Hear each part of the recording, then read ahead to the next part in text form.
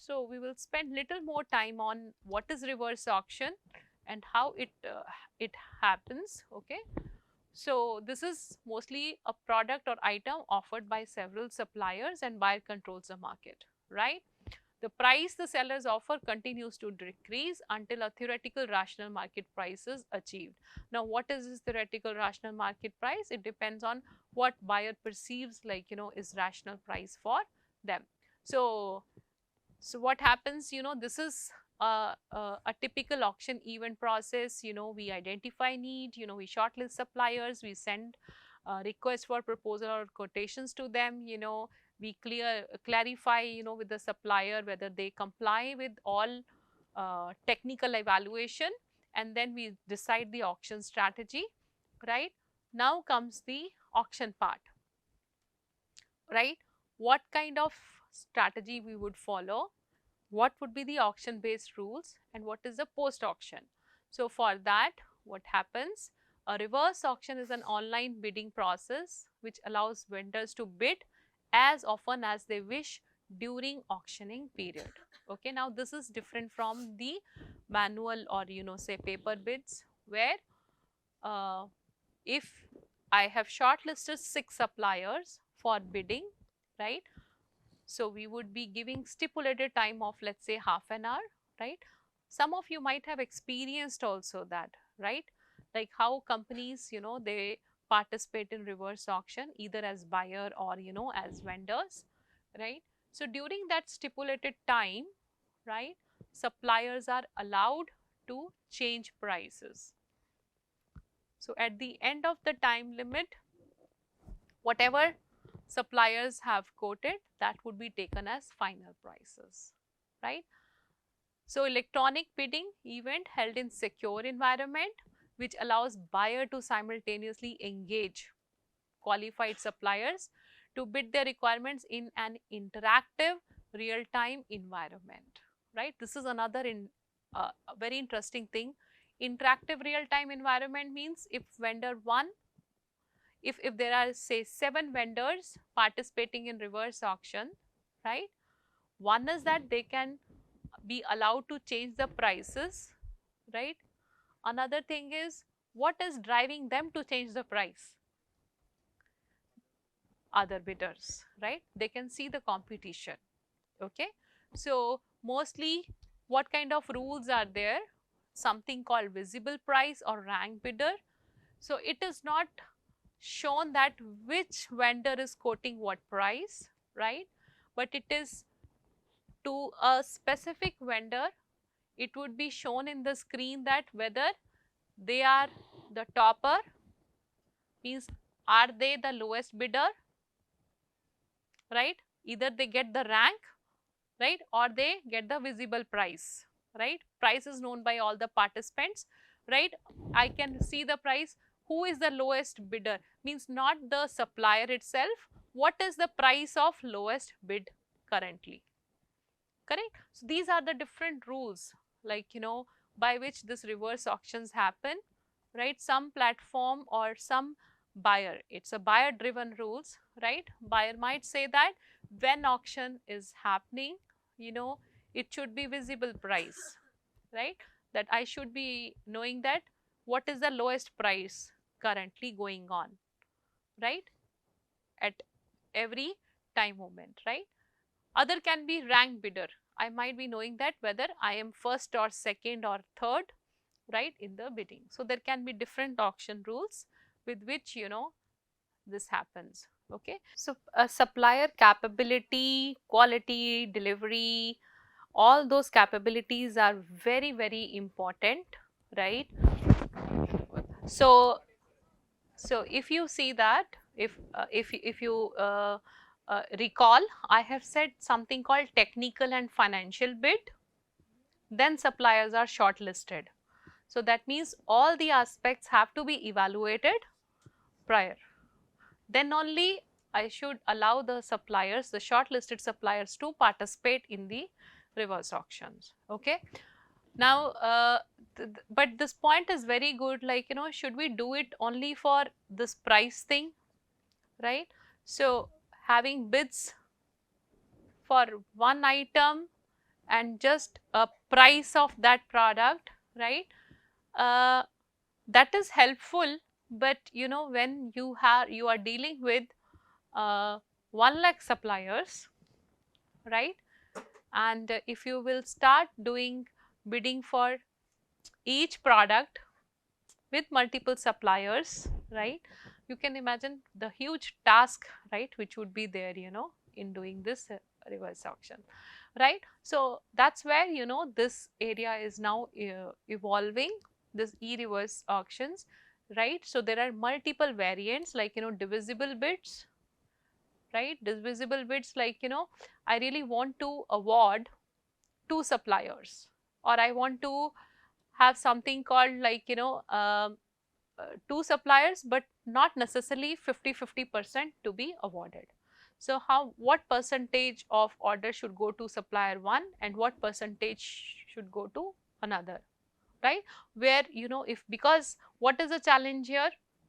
If I want to split the order to 2 suppliers, those 2 suppliers might not bid for same price, right? So how to resolve those things? So those are uh, management decisions, those are managerial decisions, which, you know, reverse auctions cannot tell, right, in this current model.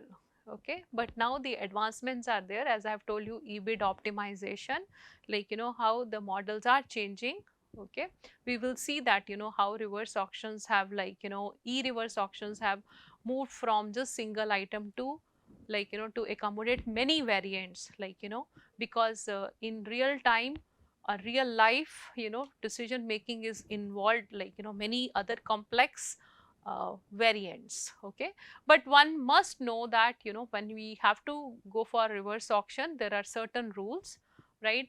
One has to make, you know, this public to the starting and closing date, times of auction, inform potential bidders about this. The bidders have to be invited, they have to be trained, you know, and ensure that they have a qualification criteria, as you have asked, like, you know, that what about their other technical capabilities, right? So define auction to be one round or progressive auction bids. So one can set the rules, like, you know, when bidders are bidding, they can bid in the increment of 5 rupees, 10 rupees. So such rules have to be defined upfront, right? Specifies the size of bid increment. Yes, define the bid withdrawal policy. If somebody wants to withdraw, what should be the policy, how they can declare they want to withdraw from this thing, right? This is a dynamic pricing. Now, have you seen that, you know, how the pricing was coming down in the video, right? And in a dynamic manner, okay, which is not possible in the traditional reverse auction. Okay, so this is electronic version, makes them, you know, this like, you know, ability to change the price, right? So dynamic pricing, they can change instantaneously, and seller observe the price changing in real time, right? The price continue to fall, right?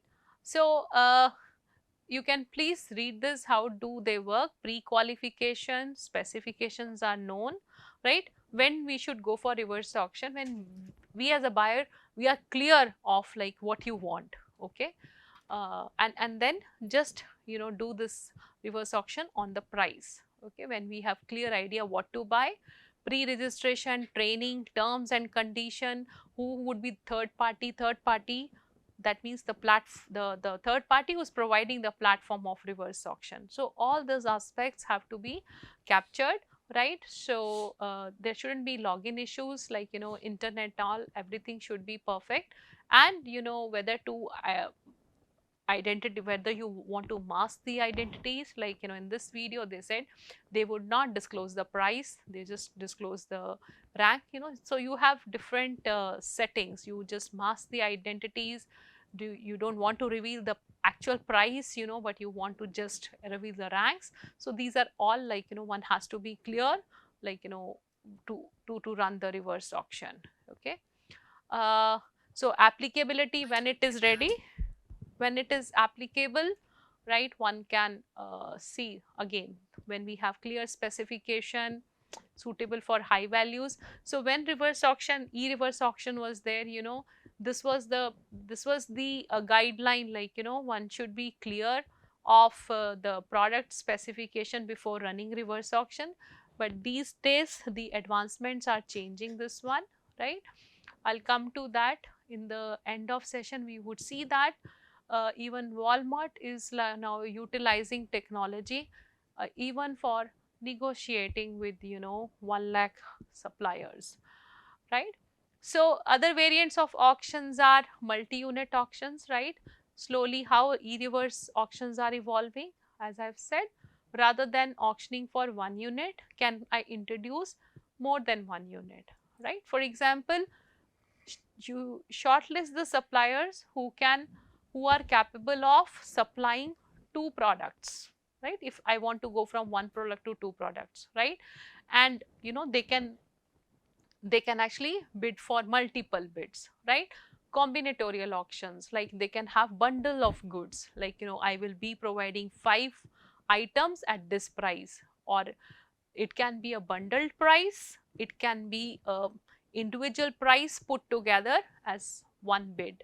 So those all options have to be accommodated these days, right?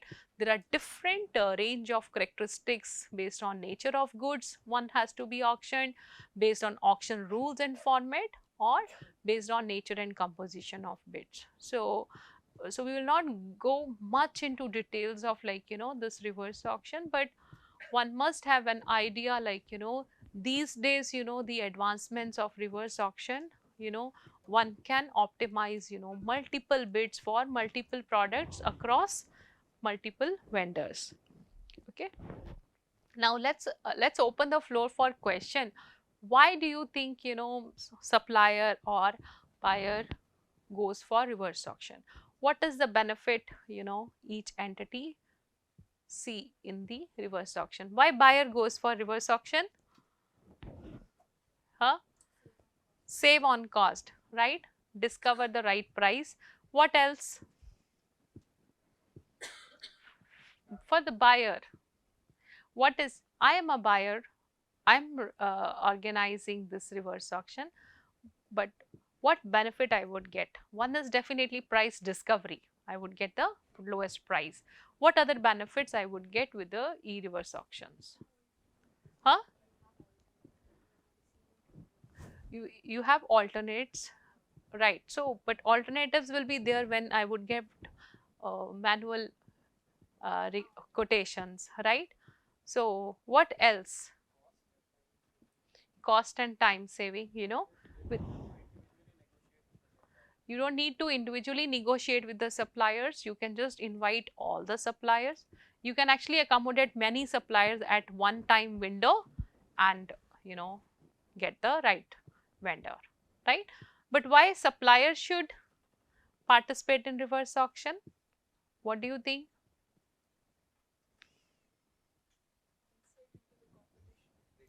To get insight into the competition, right? So if they are setting this price, where do they lie in the competition? Yes, what else?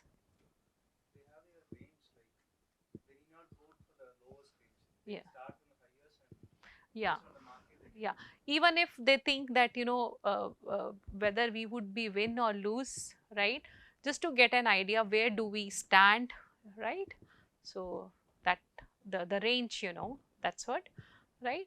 So in general, what do you think, like is it a good proposition for the vendors to go for reverse auction? Huh? Both means what? New suppliers? This, you think like this is more beneficial to the new suppliers? Okay, okay, but in that case it would be risk for the buyer,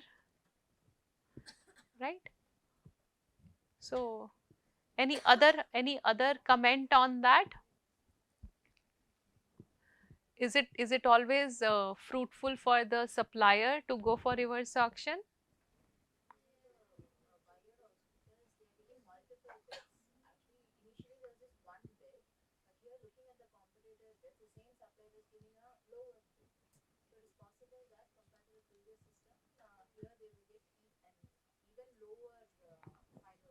So but that is like useful to the buyer.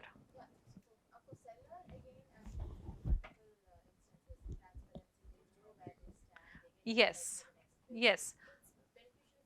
Yeah, it is beneficial for both, but is there anybody in this class who thinks that, is it really good for vendors to participate in the reverse auction? For well-established vendors, it is not a right thing. Like there could be new entry players who can actually give their margin away, but well-established player will have a problem there. Right.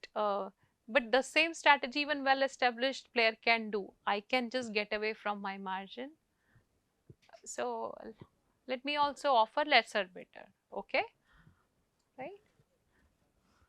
Okay. I will just tell you there is one school of thought which believes that reverse auction is not good for retaining close relationships with the vendors. Right, what is your comment on that? Right, there is like when any initiative comes to market or come place, there are different schools of thought. Okay, so by the way, Motorola and GE, they were the pioneers in introducing reverse auction, and they really saved good amount by introducing it. Right, but they face the resistance, right, within their own organizations, that they are losing out very closely related vendors because of reverse auctions. Do you also think that? Huh?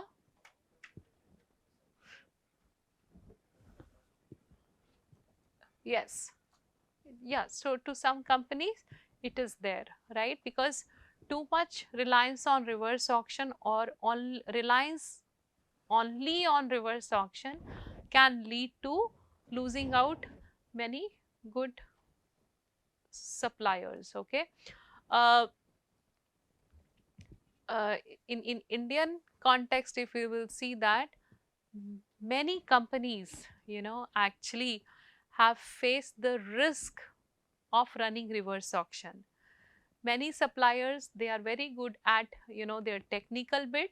Sometimes they win the price bid also, but when it actually comes to the execution, right, meeting the orders, meeting the requirements, they just simply fail. Sometimes they vanish, sometimes they just run away.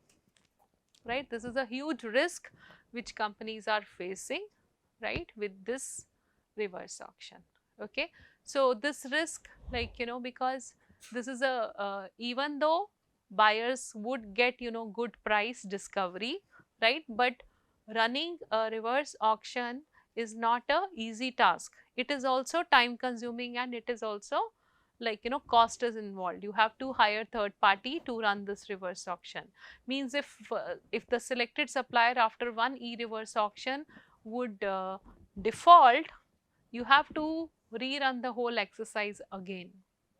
Okay, or one can go for the next supplier, but again you have to like get into so many complications of like contacting them, and again new terms and conditions. Okay, right, so then there's a like there are some risks involved, some issues involved. Okay, that's where we will find that some school of thought also says that it is not good for losing out good close relationships, like suppliers who have been serving us for many years, and let e-reverse auction come and that relationship would vanish. Okay, so to mitigate that, now new platforms are coming which actually do the e-reverse auction with negotiation tools. Okay, so we will see that how they are. We have already discussed why sellers opt for reverse auction, why buyers opt for reverse auction, right? So there are issues in reverse auctions which we have just discussed, the risks, right? So to address all those issues and challenges, right, there's a very beautiful article which has come in Harvard Business Review, that how to use automated supplier negotiations, right? So, one has to run reverse auctions, right? And this negotiation, one aspect is like, how to advance this reverse auctions to the large number of suppliers, right? And other aspect is how we can actually use both aspects, the reverse auction, the price aspect also, but let not that price be the eventual criteria for building the relationship. Okay, can I have some other tool on negotiation, right, which can actually reverse auction and negotiation tool both together? Like, can I come up with a altogether new tool which can have both the features, right, and then get the right supplier? Okay, so this is the recent things which are happening in the sourcing negotiation areas. Okay, uh, so to retain the close relationship with the suppliers, there are very interesting papers on Motorola and Procter and Gamble. So Walmart, like most organizations with large procurement operations, you see here, 1 lakh plus suppliers are there, right? So where 20% of its supplier have signed agreement with cookie cutter terms that are never negotiated. Okay, which means that uh, they were just going on like that, like and they were not able to, like negotiate with them, right, effectively. Okay, so how one can bring this one? So they have actually utilized artificial intelligence powered software that includes text based interface, right, or chatbot that negotiates with the human suppliers on behalf of Walmart. That means you have to train that chatbot, and use AI for that, right? And this is a HBR article which is like very recent, right? So we are moving towards such kind of this thing. Now you see here the this share 4 lessons. We will see down what are the lessons we can see, but this tool using AI, they have negotiated and improved the terms for both parties, increase flexibility and resiliency of supply chain, right? Now we can clearly see that even e-reverse auction was a major shift in the procurement era, right? But that alone was not helpful because it was totally on price focused, right? Now you see that we can now accommodate other aspects, which are the recent aspects of supply chain. These days we don't talk about reducing supply chain costs. What we talk about, whether my supply chain is visible, whether my supply chain is resilient, is it sustainable? These are the major indicators. Okay, so how one can accommodate those aspects, right? At the same time, having the advantage of reverse auctions also, right? So they have done this pilot project on few suppliers, right? It is very important. This is another learning here. Whenever we have to deploy any technology, right, how one should go. We cannot, do that in one shot on across all suppliers, across all products, right? We need to select. So they have selected the pilot project. What they have selected? They have selected those suppliers which were not the category of resale. Can you recollect the category resale? We have discussed resale category, right? Mostly retailers which they sell. They said other than resale category, right? Maybe their fleet, maybe their automated vehicles which are used in retail area. So they took that category suppliers and they created the chatbot with positive return on investment in the chatbot, right?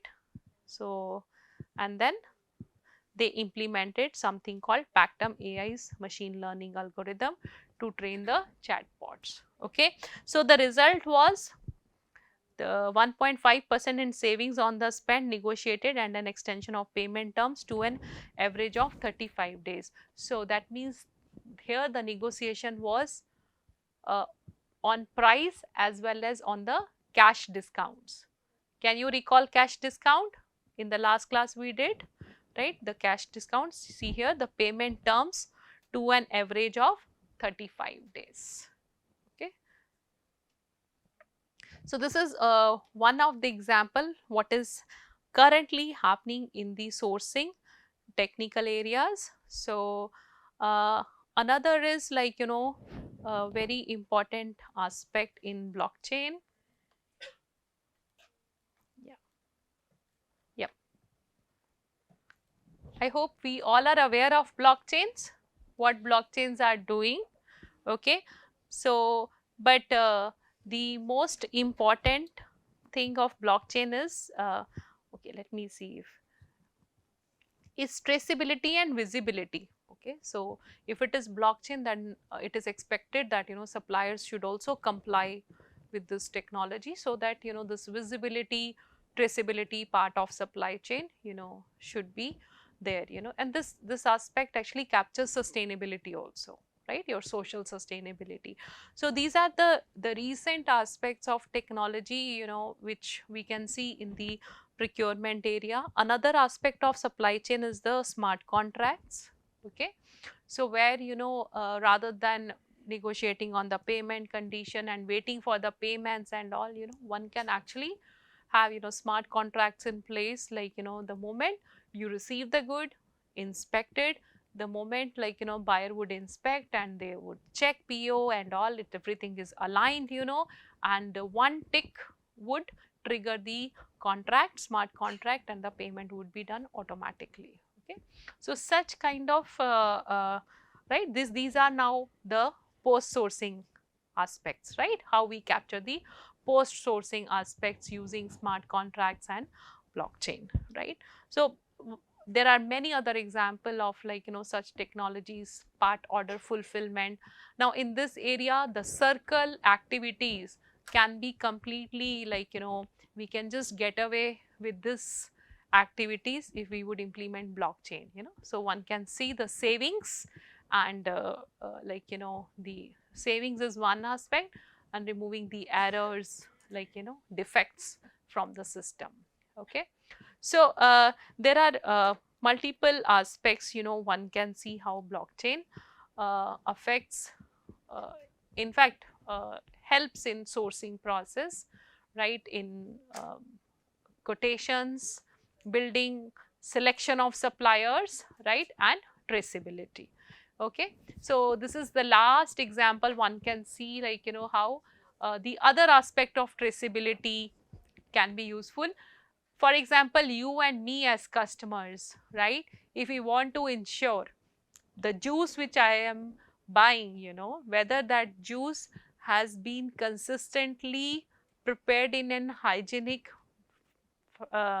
manner by keeping all other temperature related, composition related, chemical composition related terms.